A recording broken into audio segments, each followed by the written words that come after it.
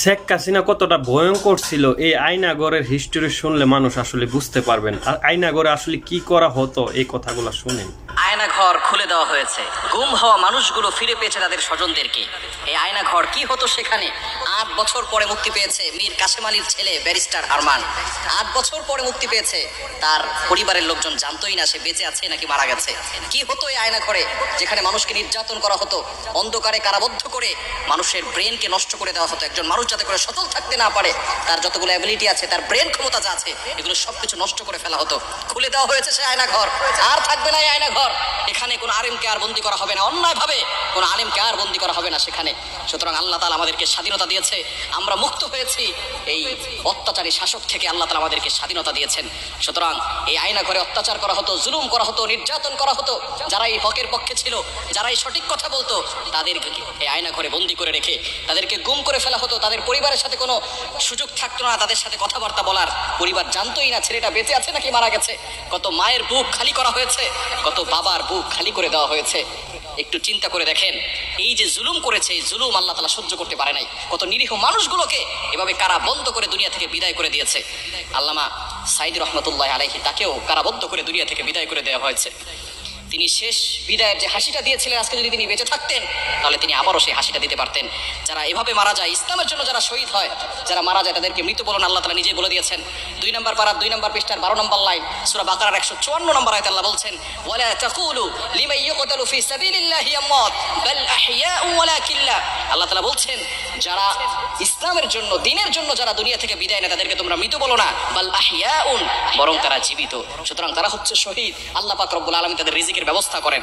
এই আয়না ঘর, সেখান থেকে মুক্তি পেয়েছে অনেক মানুষ যারা গুম হয়েছিল।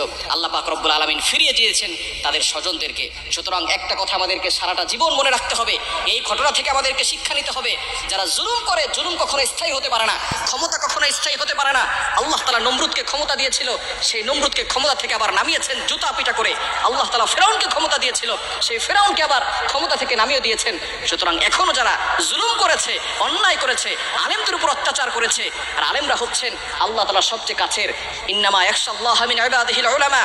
আমরা এরশাদ শিকদারের অনেক গল্প শুনছি ছোট থাকতে, কিন্তু এখন আমাদের ছেলেমেয়েরা আসলে এই শেখ হাসিনার গল্প শুনবে। কারণ এই যে শেখ হাসিনার একটি আয়না ঘর ছিল, সেই ঘরের মধ্যে কিভাবে সাধারণ জনগণকে নিয়ে বন্দি করে এখানে কি চলতো, এইগুলা দেখবেন আমাদের ছোট ছোট ছেলেমেয়েরা কিন্তু এই শেখ হাসিনার গল্প শুনবে ভবিষ্যতে।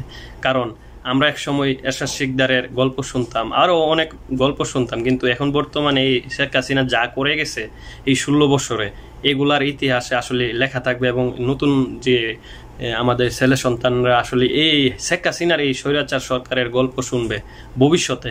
কারণ উনি যা করে গেছে, এই আয়নাগরের হিস্টোরি শুনলে তো আসলে বলে শেষ করা যাবে না। আমরা যা শুনতেছি, যা দেখতেছি, যে এই আয়নাগরের মধ্যে কত মায়ের সন্তানকে যে জীবন দিতে হয়েছে, কত মায়ের সন্তান এখানে আছে, আসলে এটার কোনো নির্দিষ্ট নাই। তো এই আয়নাগরের হিস্টোরি আসলে দেখবেন ইতিহাসে লেখা থাকবে যে শেখ হাসিনা সরকার এমন একটি আয়নাগর তৈরি করছিল যেখানে এরশাদ শিকদার ফিল। আমরা কিন্তু এরশাদ শিকদারের গল্প শুনতাম শুরু থাকতে, যে উনি এরকম মানে একটা আন্ডারগ্রাউন্ড ছিল, সেখানে মানুষকে অনেক ধরনের অনেক টর্চার করতো। তো শেখ হাসিনা কিন্তু এরকম পথে গেছিল এবং এরকম করছে। তো ইতিহাসে আসলে এই শেখ হাসিনার নামগুলা লেখা থাকবে ভবিষ্যতে, যে আয়নাগর শব্দটা, আয়নাগরটা আসলে কিভাবে সে তৈরি করছিল, এখানে কত মায়ের সন্তানকে জীবন দিতে হয়েছে, কত মানুষকে নিয়ে সেখানে বন্দি রাখছে এই আয়নাগর। শেখ হাসিনা এরকম একটি মানুষ ছিল। তো আমাদের নতুন প্রজন্মর ছোট ছেলেমেয়েরা কিন্তু এই শেখ হাসিনার গল্প শুনবে ভবিষ্যতে, দেখবেন।